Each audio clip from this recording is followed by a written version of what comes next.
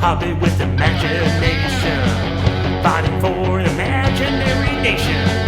Grab your book and character sheet. It's time with friends, time with friends, time with friends.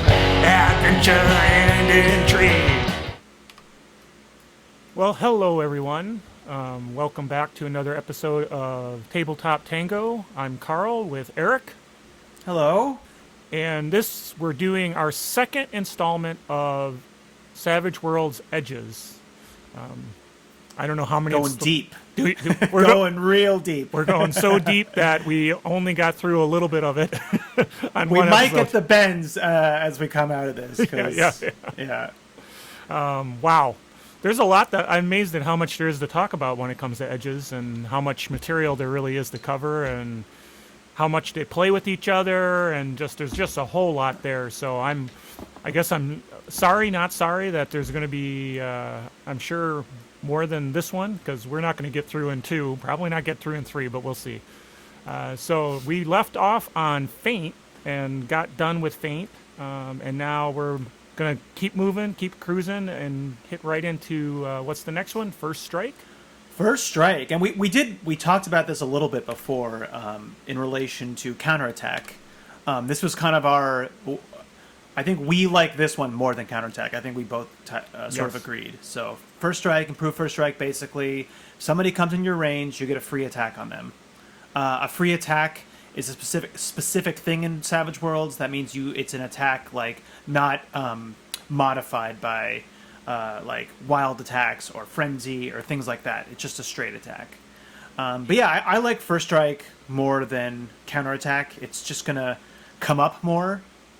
The people always have to get to you to make an attack unless you're getting to them. But I just find you get more out of it. If you're going to decide between the two, I would prefer this one, and I think it's very good for a fighter to get. Oh, I think it's quintessential for a fighter to get. Definitely is one to have in your arsenal, and obviously, striking your opponent before they even get a chance to swing at you is going to be better.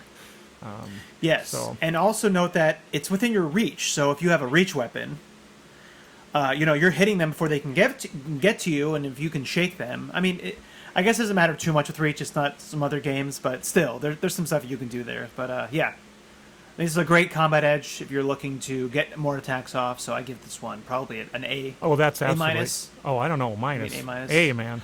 Well, quintessential. Yeah, there's some other ones. Yeah, we'll get to something else that I think is better just for a fighter to have. But so the more than one student can have an A in a class. We're not. It's true. We're not rank ordering everybody. So. I gave it an A minus. Let's move on to Free Runner. Free Runner. Take it away, Carl. Well, this is all about your character is a parkour, jumping over things, doing all those really difficult tricks, and jumping off obstacles, bouncing around, and so when she is moving at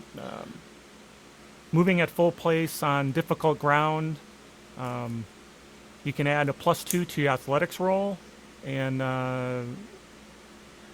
for climbing and in foot chases and chase scenes. But I usually give +2 for anything that's kind of parkour-ish, to be honest. So yeah, this is a kind of a weird one. The first thing is that you could ignore difficult ground, I guess, on foot. But how often in Savage Worlds, at least, has difficult ground come up? Not very often. I've never. Well, it all depends on. I just got done. GM. Well, I just got done playing in one of the games I'm in now, where there was a band of ravenous beetles, a la the Mummy, that were eating through buildings and turning them into rubble, and we wanted to run through the buildings, and we had some difficult ground, and it was hard to, you lost that. It made it tougher to attack them. So this would have been, and actually somebody had Free Runner, and it actually helped them out. Yeah, it was part of their character concept. So, maybe this isn't the best, most useful all around, but it was part of their character, and that's all about Savage Worlds Edges, is to make your character interesting. For sure. Obviously that's the caveat for this whole thing. I'm just specifically for this. It does some stuff if you can afford it, but there's usually more stuff that I would take before this. Thief gives you a bonus to climbing, but only in urban, I guess. Yeah, it could be cool. If you find yourself in like a very urban or like a post-apocalyptic, you said like the rubble or something like that, this could be definitely better. And if you're a very, very agile, like, character that kind of needs to move around a lot, then this can be good. But I still don't see this as something that you'll get that much use out of most of the time. So honestly, I give this one probably a C, even a C plus. Oh, I agree. Overall, I agree. It's a great character concept edge, but as far as mechanics go, it's probably a C for sure. Well, let's move right on to Frenzy Improved Frenzy. Now, you talked about iconic combat fighter edges. Oh, yeah. To me, this is numero uno. This is number one, more than First Strike, more than the counterattack. I mean, those give you extra for free attacks, but this one gives you just, every time you do a fighting roll, you're going to get that extra. You're going to be able to hit again. It's like rate of fire on a ranged weapon. So this is just going to like increase that your capabilities in melee a lot. Yeah, explain that. Explain that for everybody real quick, just to make sure they understand. When you say rate of fire, like the rate of fire of or a high rate of fire gun, Frenzy is similar to that, but from a melee standpoint. Can you explain how that works, just to make sure everybody kind of understands that? For sure. I think this is one of the ones that people get really confused about, actually, especially with Improved Frenzy. So basically, if you just have Frenzy on your first fighting roll, or any one that you decide on in your turn, basically one of your fighting rolls during your turn, you can choose to roll your fighting die again, like a second fighting die. Not your wild die, your second fighting die. So if you wanted to attack, say your fighting was a D8, you would roll 2 D8s, and you would roll a D6. And this works like rate of fire. So you would kind of say, I'm going to do both attacks with this person. I'm going to split them between the two people. And it kind of works the same way, is that you roll those 2 D8s and you roll your wild die. That one wild die can be used to replace either of them. So basically you're going to get 2 attacks. The way Improved Frenzy works, and this is where people get tripped up often, is that it's not like you get a third die on that one fighting attack. This would be up to your 2 actions, you would get that extra fighting die. So you're not rolling 3 D8s in our example and a wild die. You're rolling one of your actions, you're rolling 2 D8s, and another action, you're rolling 2 D8s. So that's the important distinction. Yeah, that's the thing that's key, right? They're 2, even though it says for separate. 2, they're 2 fighting attacks, it really is 2 separate fighting attacks. Yeah. Treat each one independent of the other. So, I think Frenzy is amazing. This is one of the best melee edges you can get, hands down. Might not always be the first one that you reach for, the first or second one once you get to seasoned, if you have a concept in mind. But if you're just talking about like getting the most oomph out of melee, then this is one you want to reach for as soon as possible. Yeah, Improved Frenzy to me, Carl, and I know your opinion on this, that one's a little bit more difficult because it's that 2 attacks. So usually you're going to use Improved Frenzy with something else that helps you kind of negate those multi-action penalties, because it's not really worth it if you're taking the full multi-action penalties all the time.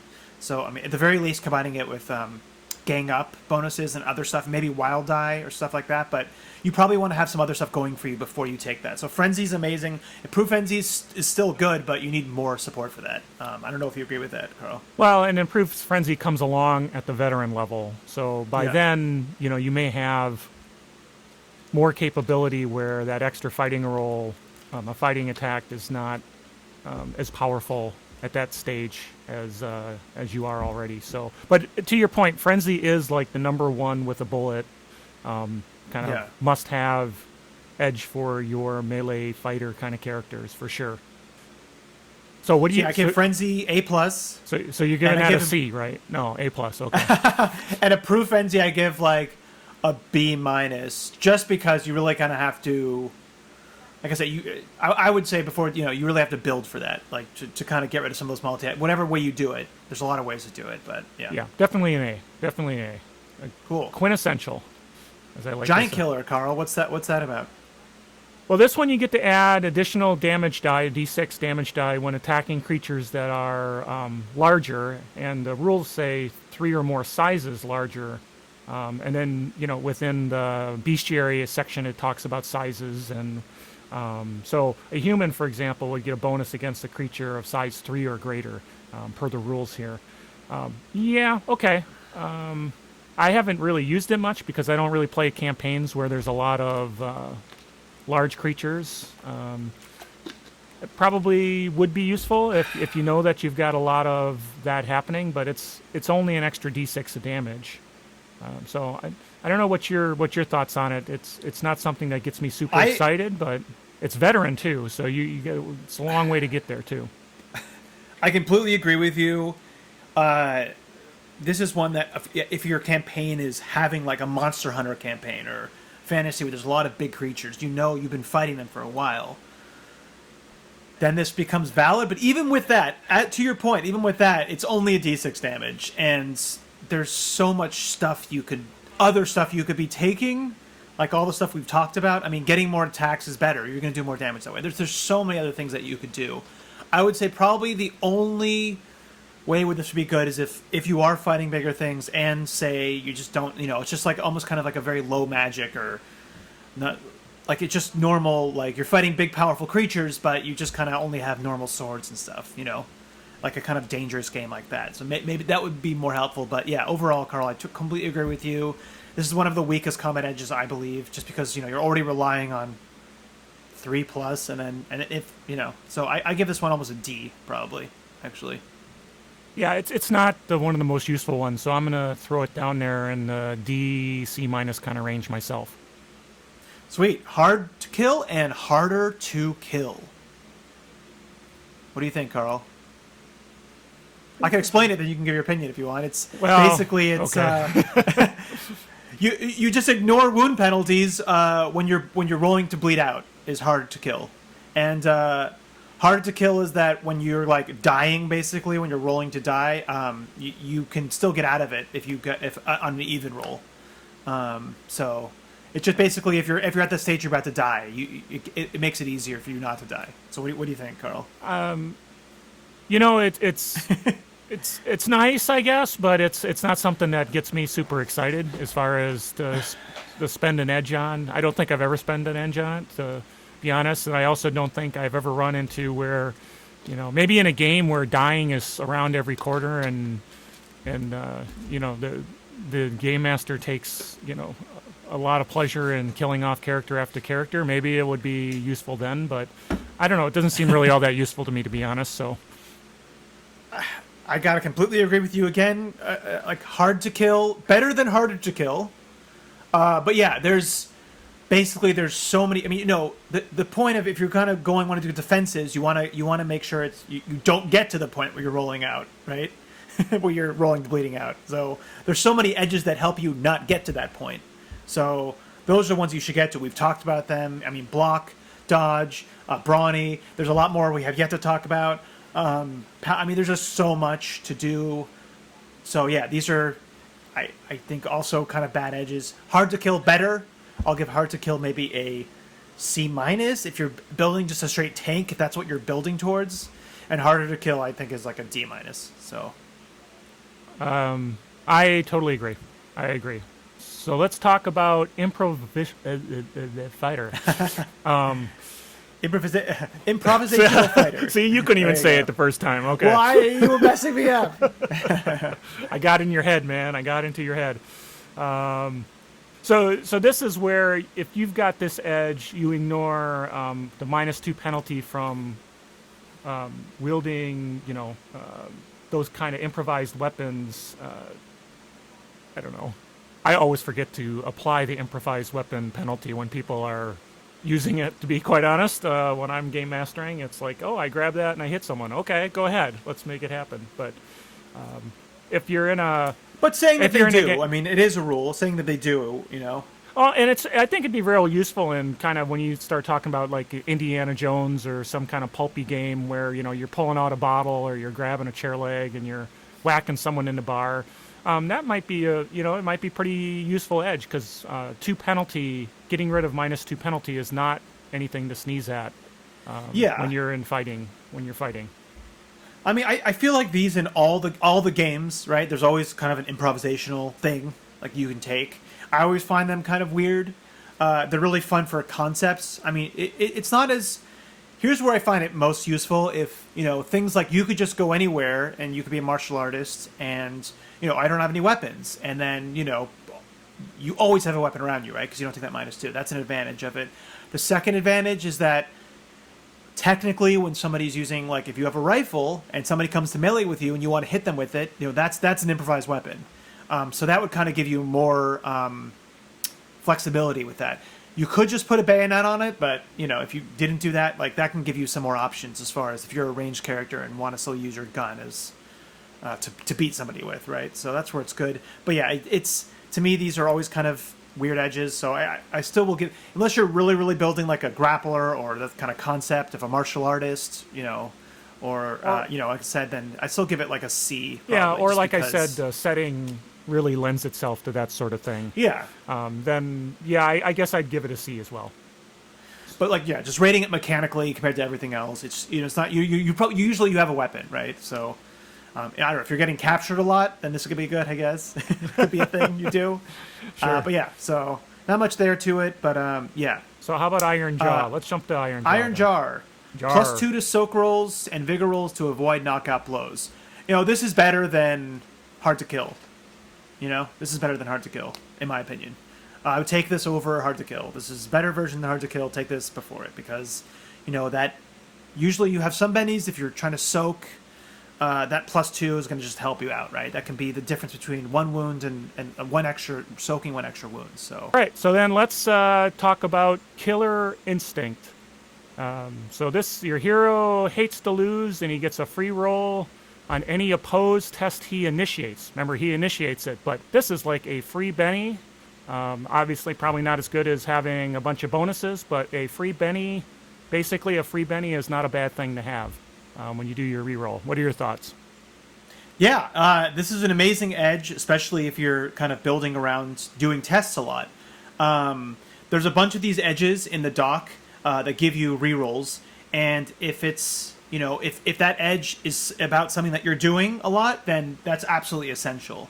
The weird thing about this one is there's actually, in the social edges, which we'll talk about in the future, one that gives it to you for taunt, gives you reroll on taunt rolls. This one seems to do the same thing, so is better. Make sure if you do taunts, make sure clear with your GM. But I would take this before taunt, before the one that does taunt, which is yeah. So yeah, absolutely essential. The one thing to note with this one, Carl, is that it's specifically for tests, as you said, initiates and tests, not oppose rolls. So there's plenty of times when there's oppose rolls, and those are not tests. Tests is when you are doing something to make the person distracted or vulnerable. So that's the important distinction. So yeah, A+ if you do tests a lot. And this works really well with Feint that we talked about earlier. Oh yeah, Feint and Killer Instinct put together would be a great combination for sure. So then, drum roll, one of my absolute favorite edges of all time. One of my favorites. Yeah, everybody's favorite. Level-headed. And improved level-headed. And improved level-headed. We'll talk about both of them at the same time for sure. Yeah. So, with this edge, you basically get to draw 2 action cards and choose whichever one you want to use. And that's important that you get to choose which one you want to use, because there's certain edges, like calculating, where you want actually a lower initiative card, not a higher one. Great. So more powerful than Quick is, for sure. Yes, better than Quick. Great to use with some other edges, like I mentioned, calculating, just all around. Plus, it gets more cards flowing, and then you never know when those jokers are going to come up. It's just a great edge. I don't know. I can't say how much I love it, because I really like it. Oh, yeah. It's amazing. It's one of the best edges in there for anybody, really. We talked a little bit about it during the Quick, when we talked about Quick. It is definitely better than Quick. And Prove Level-Headed gives you 2 extra cards, so you have 3, and you can decide. And as Carl said, we talked about it when we were talking about calculating, is that it gives you the option. Do you want to go take the low card and get that calculating bonus, or do you want to take that high card and go before people? And it's a good way to try to get a joker. Now, I don't think we talked about it with Quick, and I think we said we would talk about it when we got to Level-Headed. How they interact is, with Level-Headed, you're getting more than 1 cards. And if you have Quick, you keep drawing a card until it's above 5, right? Correct. How they work together is that, say you have Level-Headed and you got a 10 and you got a 4, right? The GM would say, okay, which card do you want to go in? That 4 doesn't automatically do the quick thing. You'd have to say, I'll take the 4, right? And then quick would activate, so you would keep drawing. So, it's a little bit of a gamble there. That quick, that might give you the ace or the joker, but it might also give you, say, a 7, so you would have been better off taking the 10. So I don't know if you understood all that, but basically it's level-headed. You first decide which card you want to take, and then if you decide to take that low card, that's a 5 or lower, then quick activates. So there can be, having all three of those is a really good way to get jokers.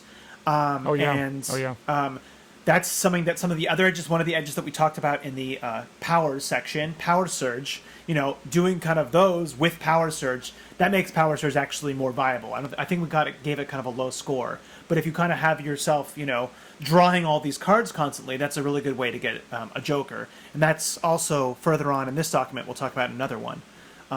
These are A+ edges. I feel like most people should probably get an initiative edge at one point. The thing with this one is if you're a melee character, is that it's a smarts D8, so that's kind of hard to get for for most melee people, So right. Most of the time, it's going to come in for people who are the nerds or have powers or whatever. But there's some people who could be like a shooter could have this, right? If they're kind of a scout, notice. So somebody who's like a marksman, this would be good for. So yeah, A+. Talking about marksman. Right. Yeah, speaking of marksman, let me scroll down. Let's go right into marksman. So marksman, if you don't move in a turn, and your first action that you do is just a rate of fire of 1, you add +1 to athletics or shooting, or you can ignore up to 2 points of penalties from, and this is different from some of the other ones we've talked about. These are specific things: called shots, cover, range, scale, or speed. So it's 2 points of penalties from those specific things. This is a lesser version of aim. It does not stack with the maneuver aim, which we talked about in our combat video, which is something that anybody can do. So it does not stack with it, and it doesn't apply to any additional attacks after this. So marksman's actually really good. I've taken it a lot. It's more for that, sniper type character. Right. It's for somebody who, you don't want to aim always, right? Because aiming takes your whole turn. This is something that you can do just right off the bat, and if you're not a person who's into machine guns, higher rate of fires, then this is the go-to edge.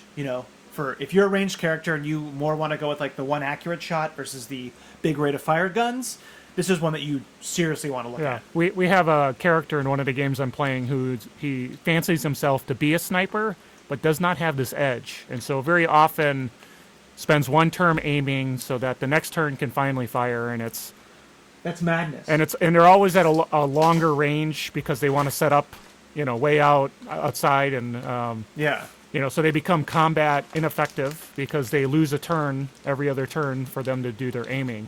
Just get marksman. Come on, if you're going to be out there on the tower looking down at medium range, get it. Get marksman. There you go. Get marksman. Bing, bang, boom. Get level-headed. Get calculating too. There you go. We already solved it.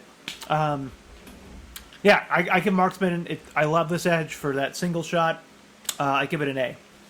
What about you, man? I'm going to give it an A-. But it's still an A, for sure. So then we have martial artist, which I think is one that you enjoy. You like that one. Yeah. So we talked a little bit about because of the stacking, right? Yeah, brawler and bruiser before, which is more of the it's more you can take the hits or the street brawler, but these absolutely can be combined. So martial artist gives you +1 when you're fighting with unarmed or natural weapons. And it turns your natural weapons into strength D4, which usually it's just a strength weapon. Now, we talked about this before, but this stacks with claw natural attacks. It also stacks with martial warrior, and it stacks with the brawler and bruiser edges. So if you're getting all of these together, your natural weapons are becoming very powerful. Why I like martial artists, the brawler ones are more defensive. This is more offensive. It's very hard in Savage Worlds to get static modifiers. This gives you a +1, and martial warrior gives you a +2 and raises your damage again. So if you have martial artist, martial warrior, brawler, and bruiser, your natural attacks is then a D10, and if you had a claw, right, that was a D4, it would be a D12. So that's a lot of damage for not in being in like a super game or something.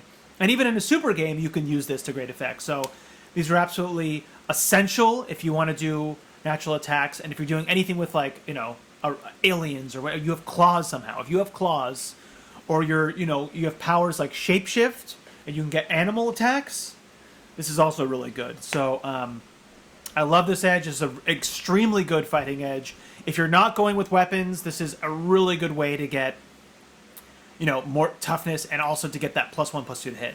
How do you think? Oh, I think it's a great edge because of that stacking of the damage, like you talked about.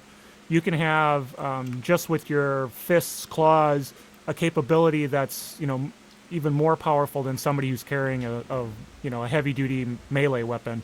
Yeah, and that's the whole point. And you always have it. Yeah, and you always have it. You can't lose it. You always have it.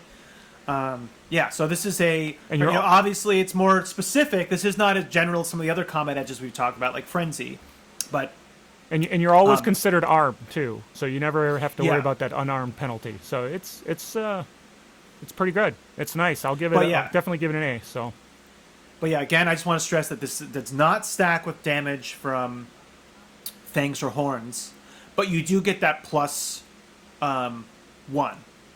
So you always get that like +1/+2, say if you're using horns, but you don't get that like damage increase that claws get. Okay. Okay, cool. then we hit Mighty Blow. Yes, Mighty Blow. What do you think of this one? This is another Joker based. It's another Joker edge. Power Surge, which we talked about in that video, is better. It's just not that good. Again, I talked about it just recently. If you're having the improve level-headed quick, then you would consider picking it up. And, doubling your first successful fighting attack, that could be a lot of damage. But basically, I would say, just in terms of, there's so many good edges in here, combat edges, that if you're not doing, you want level-headed and improve level-headed at least. Not just quick, you want level-headed and improve level-headed, or level-headed and quick, I guess. You want 2 initiative edges at least before I would consider taking this. Just because, like, having an edge that just relies on a Joker, like, that's just not going to happen that much unless you're, stacking the deck, so to say. And it'd be one thing if it was like anybody in the party gets a Joker, but it's you specifically. That's so you do need to have a lot of initiative edges to cycle through those cards to get that Joker. Yeah. I'm just personally not fond of the Joker. Action card has to be a Joker type of ones. Yeah. For sure. So it's not going to come up that much, but when it does, doubling damage, that could be huge, right? Like, even if you're rolling low, 12, because 12 turns into 24, so that's right. But you can do a lot of damage. Yeah, but you got to hope you're fighting, another wild card, and it's not happen to be the time of the round when you're going after mooks because they're in the way. Yeah. Well, how disappointing would that be, right? So. Yeah. So anyway, I'm definitely in the C category on this one. Yeah, it's definitely. I would say it's even lower unless you're building for it. This is like don't take this. This is a D- edge. If you have at least 2 of those initiative edges, then it becomes more of a C/B territory. But you really have to have those initiative edges, otherwise it's almost useless. Okay, so Nerves of Steel, improved Nerves of Steel. Nerves of Steel, you ignore 1 point of wound penalties. Improved Nerves of Steel, you ignore 2 points of wound penalties. Now, these edges are just way better than Iron Jaw and Hard to Kill. I would take these way before I took those, which we just talked about. These are going to always apply. These are, especially if you can stack these with, say, Berserk, which we talked about. You take wounds, but who cares, right? Right. Right. You're not affected by it. So this is amazing for tanks. D8 is high, so mostly tanks. But even if you're not really a fighter, this is still good because you might still get hits. And yeah. And wound penalties, as we know in the game, wound penalties can be pretty harsh, because they affect everything. So getting rid of those penalties, even if it's just 1 point at the novice level, if you can get up to the D8 on Vigor, is pretty powerful. And then obviously later when you get improved Nerves of Steel, which is interesting, that's also available at the novice. Yes. So you could... It's one of the few things that are in the combat edges. So yeah, you could just have 2 off bat after bat, right? Yeah, right. You go back to back. If, like you said, you're a tank character and you're just gonna know that you're gonna be absorbing damage. Very cool. Yes. Very cool. And these are very, very good if you have any type of game, supernatural game, or anything that has any type of regeneration. These then become amazing, absolutely amazing. So these are A ones for me for like defensive or a tank. Definitely. Obviously, definitely again, you always kind of want to invest on not getting hit, right? First, but these are also really good. So because they're novice level, these are amazing. So no mercy, Carl. I like this one. Spend that Benny. You do? And I Interesting. actually do because I like killing people. Okay. You spend a Benny, you reroll damage, you add +2 to the final total. Not as good as a Lon, but Lons can be used for a lot of things. But sometimes +2 damage is what it takes just to get past that toughness. I've run into it a lot of times in games where you're just 1 point off of the toughness, and a +2 would be valuable. Now, I'm not saying it's an A+ or anything like that, but I don't think it's a terrible one, to be honest. Okay. I think you may be disagreeing with me on this one. Usually we agree. So I do. I don't think this is a very good edge. I mean, Elan, like you said, Elan will give you the chance to get a raise, right? And that will give you a D6, which, is probably better than a +2, I guess, for damage-wise. That you have to spend a Benny, and then it gives you +2 to the... And I do like that it's to the final total, which I think that, let's clarify here, that, like, say you got 12 damage, didn't like that, spent a Benny, you got 5 damage. That +2 would then still apply to that 12 damage, right? And give you 14? I think so. Maybe there needs to be a clarification sometime, but it's the final total. And so I always read it as to whatever total you're taking is the final total. Right. And any nice GM, would definitely give you that, because otherwise it would become... So yeah, I'm not a huge fan of this. I think there's just a lot of other ways to try to get, frenzy. You get better chance of getting 2 attacks. Like, that's just... So to me, there's a lot of better things. So yeah, I'm not a huge fan. So I actually give this one a D+, but I think you're going to give it higher. Yeah, I'm going to give it a B. So that's funny. Okay. That's kind of funny. So it is. Definitely. Okay, we'll leave it there. So we'll just leave it at that, yeah. And then rapid fire and improve rapid fire. Yeah. How does it work, Carl? So if you're using a weapon that has that's fast firing, or it has rate of fire greater than 1, you can raise that by 1 more additional. So if you've got a weapon that's a rate of fire 3, it can be a rate of fire 4. Improved improved lets you do that more than once in a round. You get to do that twice. Just in the your same same as turn. frenzy and improve frenzy, like before. Yeah. It's not going to give you that +2 to rate of fire. It's going to give you that +1 on 2 separate attacks. And it's interesting that it's fast firing ranged weapon. It's pretty much any modern firearm are up. I mean, it even says a revolver, right? And it would have to put... I mean, let's be honest. It would have to probably be a double action revolver. They don't make that much distinction in there versus single action, but you're not going to do this with a musket, I think is the point they're saying. But pretty much most firearms, I would even say a bow. Absolutely, this should be useful for a bow too. Not a crossbow, but a bow, right? Especially if... Is it considered is it a ranged weapon that can fire once a round? If so, yeah. Well, like a crossbow, no, that is loaded, right? That's what I'm saying. A bow, you can pull, so this would apply to a bow. Yeah, I think this is really good. Again, though, you really have to have rock and roll for this. Either you already have a machine gun that has 3 bullets, or if it is a single fire one and you want to get more hits off, you still want rock and roll. It's not worth it.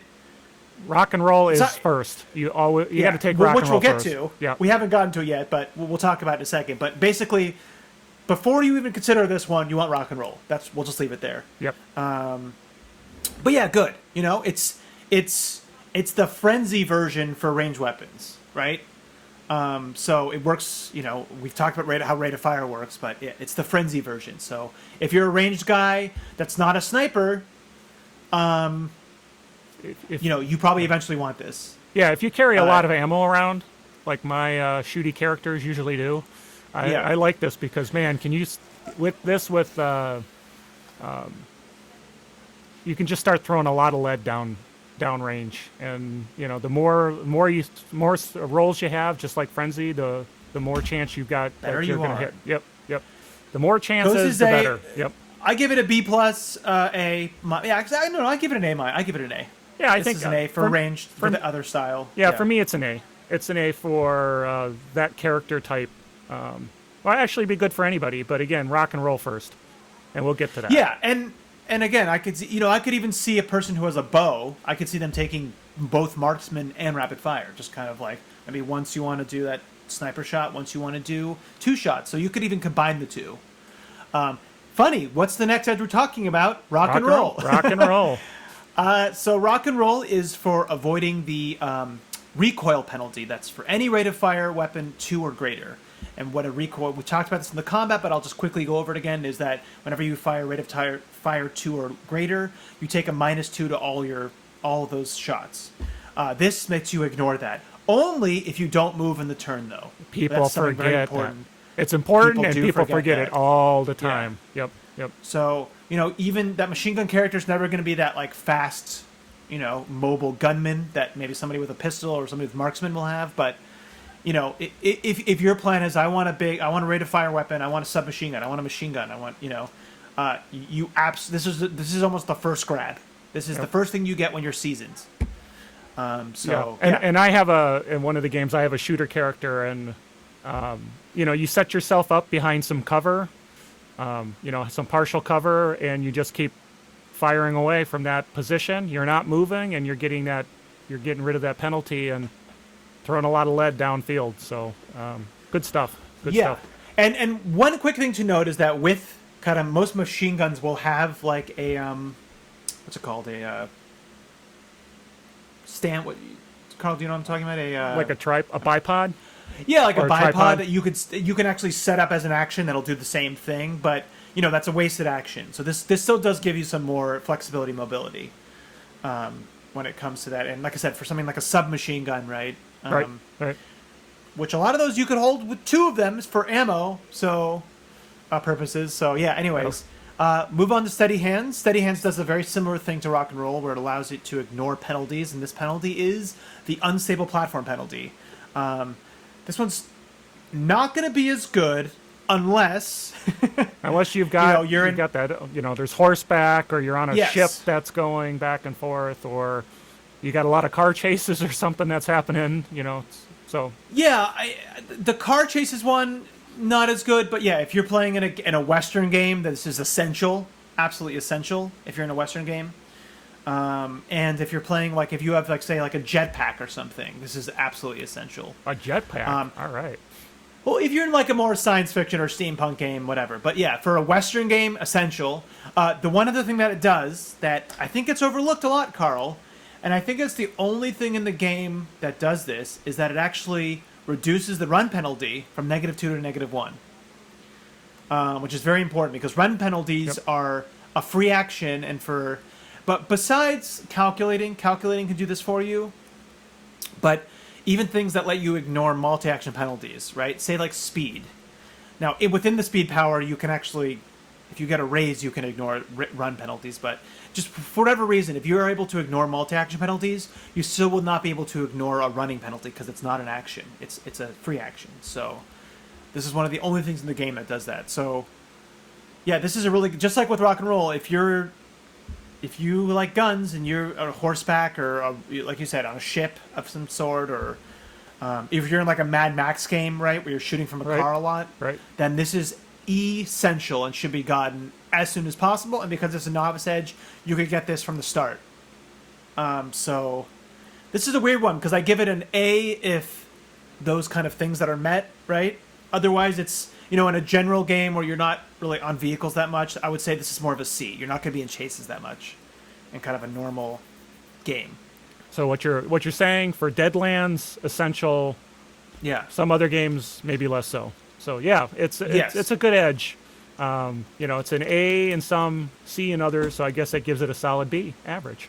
Yeah, because just quickly, I want to throw out there from our chase video, one of the chase actions that you can always do if you're the driver is hold steady, which lets you ignore those penalties. I mean, you do become vulnerable, but yes. If you're the only one with this, in a car full of people and they're like, well, I'm going to hold steady, then it does absolutely nothing for you, right? Because they're already holding steady. So, yeah, I just wanted to throw that out there. Okay, cool. Sweep and improve sweep, Carl. Sorry, I'm scrolling there. Okay. This lets this lets the character make a single fighting attack, and then they apply it against all targets within their reach at a -2 penalty. Yeah. Now, I guess you got to be careful because the rules do say friends and foes alike. But and then you resolve damage separately for each enemy you hit. You can only do that once per turn, except for, well, I should say, and it can't be improved with frenzy, combined with frenzy. Yeah. So, it gets you a bunch of hits all in the same turn with a -2. I'm not sure, if it's just 2 targets anyway, why not just take the -2 multi-action penalty? So I guess I don't know what you think about it. It's not one that I think is super great by any means. I think it's specific builds, and I've used it before in certain powers. I mean, here's the kind of advantages of it. I do think that Frenzy is definitely a better edge most of the time. For one, it's within your reach. So, if your reach is an extra inch, then, that's with all the people within 2 inches of you. It is friends or foe alike, but if you're in a kind of like maybe like a wuxia game, or a game where there's like a lot of mooks around, right? This could be a lot of people. Now, this is not a free action, a free attack, so this can be combined with things like wild attacking. So that wild attacking might be a good way to get rid of that. Also calculating. So there is ways to kind of get rid of that -2. Probably not gang up because you don't want to hit your friends, but yeah, it's an interesting one. That improved sweep makes it much better, and obviously this has the potential to hit more people than frenzy. So yes. if you're in a game with a lot of mooks, if you like to use a ranged weapon, this becomes much, much, much, much better. So I give sweep on its own maybe a C+, B-. I give improved sweep a B+, A-. But again, you really have to have it a game where there's a lot of mooks kind of around. Yeah, you need something where you're surrounded a lot. I mean, if you're running up against 1 or 2 at a time, then it probably doesn't. It's not as useful. No, because again, you got multi-action possibilities too. So okay. So yeah, I call it a CB for sure. Okay. Trademark weapon and improved trademark weapon. So these are, you kind of choose one unique weapon, it says, which I guess you just pretty much say, oh, this weapon is my unique weapon. You get +1 to the athletics, fighting, shooting rolls, and parry when readied.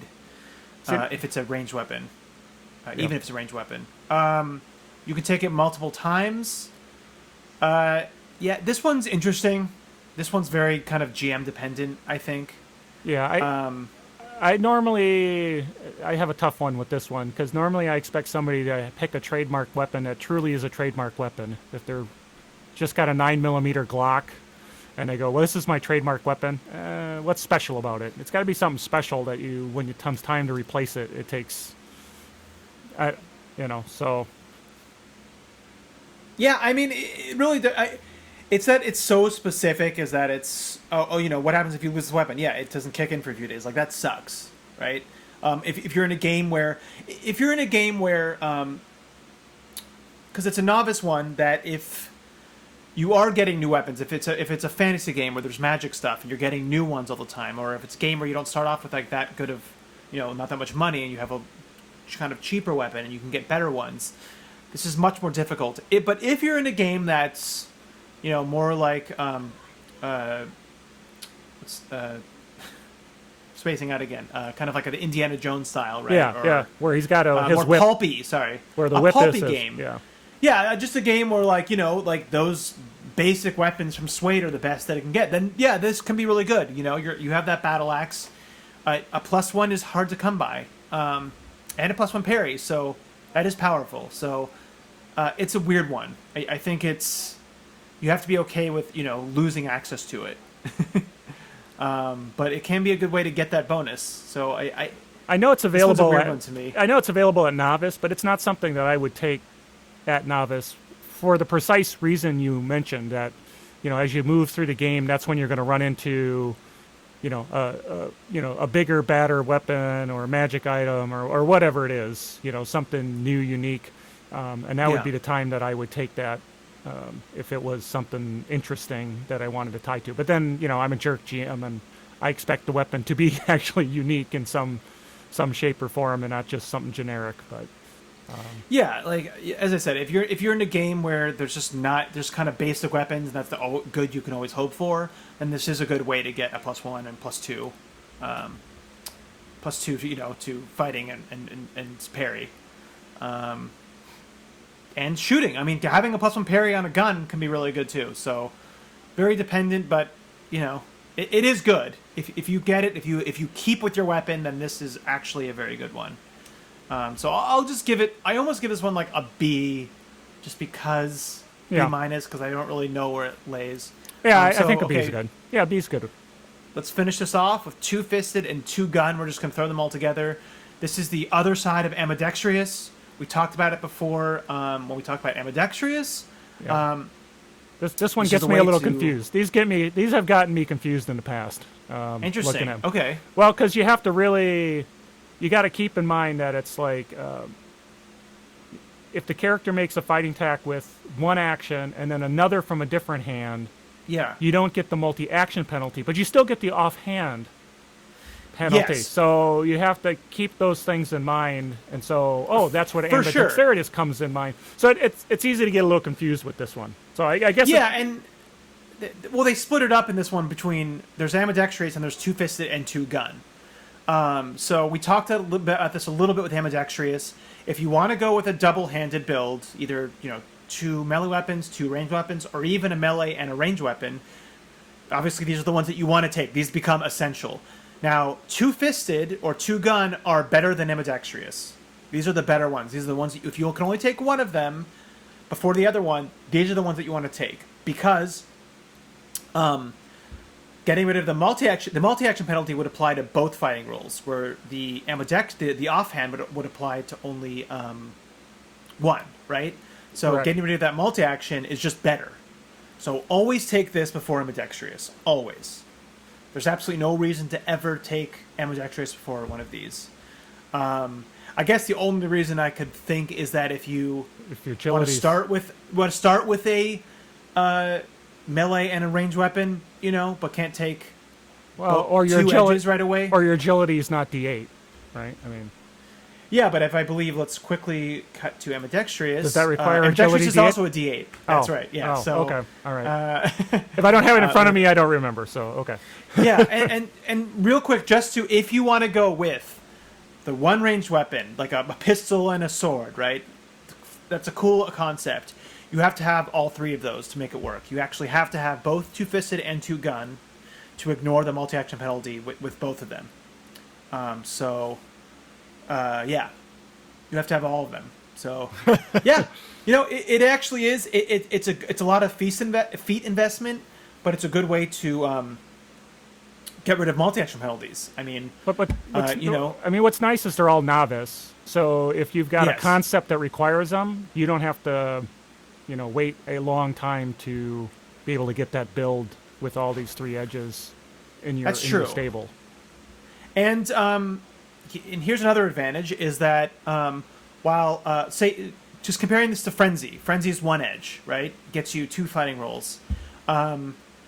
It just having two melee weapons against somebody who doesn't have 2 melee weapons or a melee weapon and a shield, you actually get a bonus to hitting them. Also, parry bonuses will stack from both of these swords. So, having 2-fisted and ambidextrous is better than just having Frenzy, because you're getting that wild die twice, right? So that is more powerful, but it's 2 edges investments, so you kind of have to balance those. If you want to go more tanky, Frenzy's better because you can use a shield, and shields are absolutely fantastic. If you want to go more offensive, then you probably want to go with the 2-fisted ambidextrous build. So that's just kind of for the melee fighters. You kind of have to decide between the tanky or doing more damage. So yeah, these are these are in line with Frenzy if this is what you're going for. So these are better than Ambidextrous, so I give these A. Two Gun Kid is not going to be as good. Having two guns in each hand, well, as I said before, when it came to is like rock and roll or that kind of stuff, it's really only good mostly for ammo purposes that you don't have to reload. Spending an action. So Yep. if you like took two SMGs, two submachine gun, this would be good for. Even if you're in a Wild West game, having two revolvers, again, not having to reload, is the main advantage. But two-fisted, just having two melee weapons is just better for gun purposes. Yeah. Okay, excellent. All right, so two-fisted, two-gun. You said a B, and then on those? Okay. I mean, two-fisted, I would give an A, honestly. Like, that is the Frenzy version, and is actually better as far as damage purposes. But it's two-feast investments. You have to do it with Ambidextrous. So, two-gun Kid, I would give more of a B. It's really just not as good. And even having a gun and like a sword, say, while there's some advantages to that, you have a lot more flexibility. That's the advantage, right? You won't be an unarmed attacker. You won't be caught in an unarmed defender, caught in melee, but you'll have the advantage of having, say, like range if you need it, right? Right. You can still use both in melee because the shooting would still, but you're still kind of splitting a lot of skills there. You have to do fighting and shooting, and so yeah. Okay, so we're at the end of the combat edges, and Eric, my friend, we're at about a little less than an hour. I mean, leadership edges are a whole thing. Yeah, I'm thinking we should probably cut this one a little short and then dive into the leadership edges in the next installment. What does that put us? We could. I do think we could knock them out. It's just we still have professional, social, and weird and legendary. So, yeah, it's up to you. Okay, well, we can keep going. All right. Well, let's. I think we should get these all done. So we'll do these maybe a little quicker. Okay. Let's really quickly explain how leadership works. Okay. Yeah. Go ahead. And now we go on to leadership edges. So Eric, Why don't you explain first kind of how leadership edges work? Yes, leadership edges are probably the most unique out of all the edge clusters. They all work off of the initial edge command. You need commands for every single other one to work. Command gives you a command radius, which is 5 inches. That's called your command radius. So 5 inches around you. All of the edges work when people are in that radius. So that's very important to know, is that you need commands for everything else to work, and it gives you a 5-inch radius. Let's talk about command. Let's go right into it. Right there. Yep. Command gives you that radius and gives you a +1 to spirit rolls when extras are attempting to recover from being shaken, and vigor when they're attempting to recover from stuns. Now, it's one other thing I forgot to mention is that all of the command edges only work for extras that are under your commands. There is an edge later that works for other people, but that's initially they only work for other people, and command is kind of the only novice one. All the other ones are seasoned. So this is going to be kind of tricky to grade. I'm not going to actually grade command just because it's like, if you want to do leadership edges, you need command, right? So that becomes an A edge. It's the cost of entry. The basic cost of entry. And on its own, it's not that good, right? Just having command is just not that good. Just take it on its own, I would almost give it like a C minus, really, or a D if you were just to take it. Where it would be useful is that you're in a game where there's a lot of followers in, like a war game or something. Or a game where, like, maybe if you have powers and you have like a necromancer, right? Something like that, or beastmaster, I guess, if you're also in the fray. So on its own, it's not that good, right? But I mean, it's okay. Like you said, if there's a lot of extras under your, mooks that you got under your command, that +1 to spirit helps out a lot. If they're getting shaken, but it's not great, right? I agree. And then we'll move right to, and like I said, this is the only novice edge. All the other ones are seasoned. So this is almost not even worth taking until later. Let's move on to command presence. All this does is that it ups your range to 10 inches. Now, real quick, I want to say is that I feel like most GMs, and me included, automatically give people the command presence. I think just personally, I believe that off the gate, you should have 10 inches, and that maybe command presence gives it to you where just like everybody in sight, or, you know, say if you have radios, or, you know, maybe even give them radios. So most GMs will usually give you more than initially. I don't know how you feel about that as a GM, Carl, but You know, I don't. In a lot of places, I don't do rules as written. I don't know if I've had anyone who's really had a lot of need for, you know, extras and mooks and stuff like that they're commanding. So I haven't really ran into many people who have taken this path, to be honest. Yeah. But I could definitely see why you would give 10 inches to start with, or as you said, if there's technology involved. You know, modern game, everybody's got subvocal mics or something. Then you know, why would that? You know, why would that not or be just there? normal? You know, Yeah. just normal mics. I mean, not even. Yeah. So this is tricky to say. I mean, if if you just have that 5 inches, then yeah, 10 inches is a lot. It helps a lot, but hopefully the GM is a little bit more forgiving. So it's hard. I'm not gonna even rate this. I mean, Okay. if they don't take it right.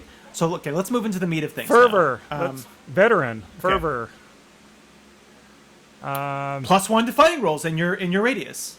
You know, Yeah, Yeah, lot of this is- text, and that's basically all it means mechanically. Plus it's one to their it's fighting. excellent, really good. Maybe not as good as some other ones, but good if there's a lot of your extras, or you have zombies or something, right? That have fighting. So yeah, this So- is a really good one. I give it a B plus. Gave it a B. Okay. Hold the line. +1 toughness to all Plus the one extras toughness. in the range. All the extras. Plus one good. toughness. Yeah, That's always a good thing. I wouldn't say it's as good, just because, you know, your extras are usually kind of expendable. The fighting is probably better to do damage with them than toughness, but, you know, it's toughness. So I give this one more of a B minus personally. I think the damage one is better. If you had to choose between the two, I would go with Fervor, but that's just me. Well, and I think anyone who's going with this kind of build out is going to be stepping through these one by one, picking them up for sure. So Yeah. they probably end up having both of those. Yeah. Cool. Inspire. I think this one is really cool.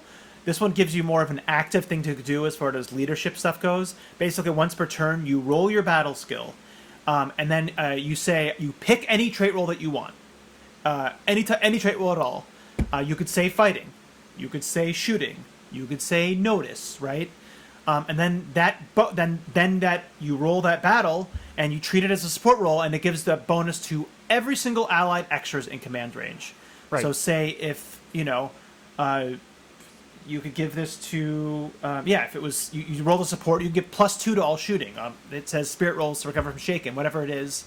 It is an action, so take that as you will, but I think it's really fun. I think it's a really fun way to use battle. It's really fun to it gives you so much flexibility. If you're already building this, I think this is a really fun one to do, right? Because you're have that kind of really tactical, right, Carl? Right. It's Right. you can really decide we're in a really tough spot.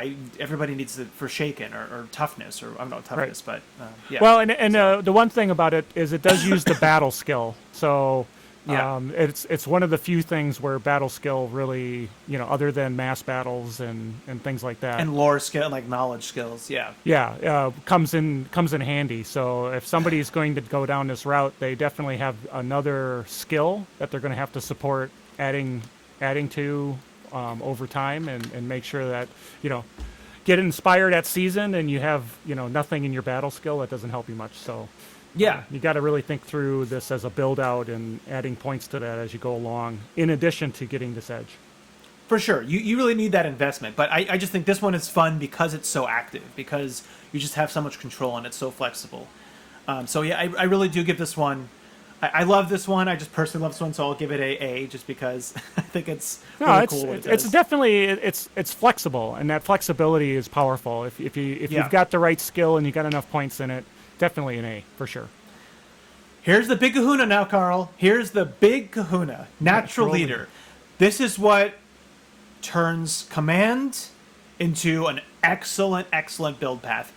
This makes it so all your wildcard friends, all the players, they are now applicable to all the bonuses. Yeah. And And now treated as extras. I would even say that, if you're going down this command path, why would you not take this as No, soon as you you have to. possibly could? Take this as seasons. Yeah. Take this. Take this. And there's a lot of stuff in here, right? You need Smarts D6 for command. You need Spirit D8 for natural leader. But take it. Take it right away. This just changes everything. This is A+ for what it does. It really makes commands this.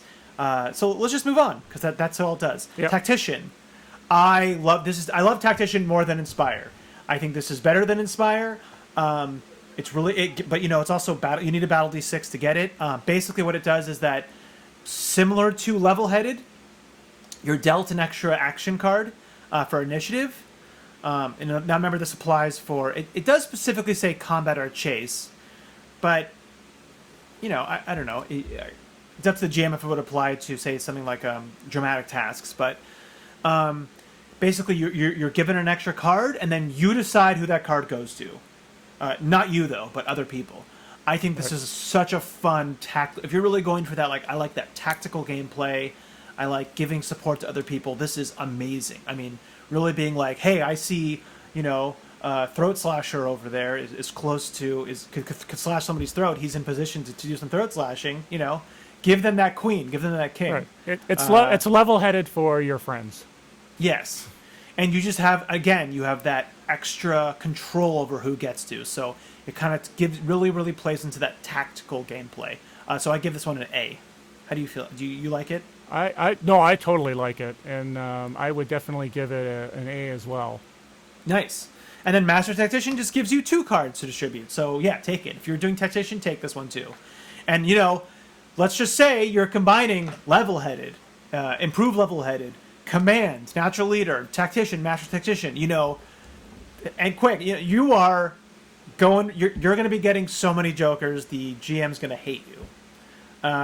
You're just getting bennies for all your friends. You're getting those Joker benefits. So that could be a really cool combination, right? I would do it. I would do that build. Sure. So overall, commands, Carl. What do we feel overall as one thing? How do you feel about it?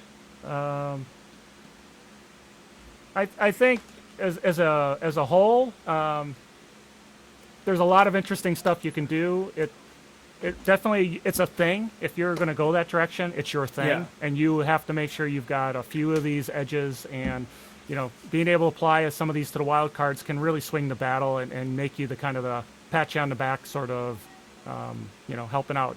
You're almost like the bard then. Yeah. You can either do that bard route.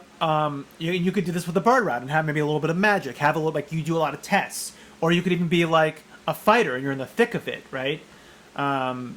So yeah, it's a fun thing, but it takes so much ed investment. You just have to be prepared to, you probably want all of these, right? If you're doing it, so you kind of have to more like not min max, but you kind of have to really like, well, what else do I take to kind of do while I'm also doing this? So yeah, it's good, but it's kind of niche, I guess. Better when there's a lot of extras, either from powers, or if you're in like a war type game or anything where you have troops. It can be a really fun way to play. It changes the way the game is played for you. Yeah, it's again, if with the right build, it's kind of, there's a lot of fun things you can do with it, especially in any games where you have your Navy SEALs with you. You have a bunch of folks that you've brought along with you, and it's not just the 4-member party. Of course, with the wild card, with the right edge, then it's even for the party. But it's cool if you've got a lot of extras that you can use in a good tactical way. Yeah. So I believe that was all the leadership edges, right? We got through those pretty quick.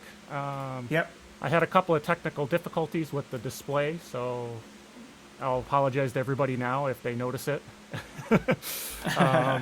So it's kind of a summary of tonight's broadcasts. Finished up combat edges, did some commands. Anything other than our favorite level headed that you wanted to sort of close with?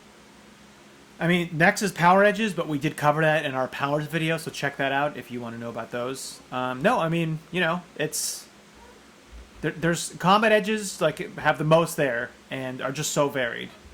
So hopefully people got some use out of this, and yeah.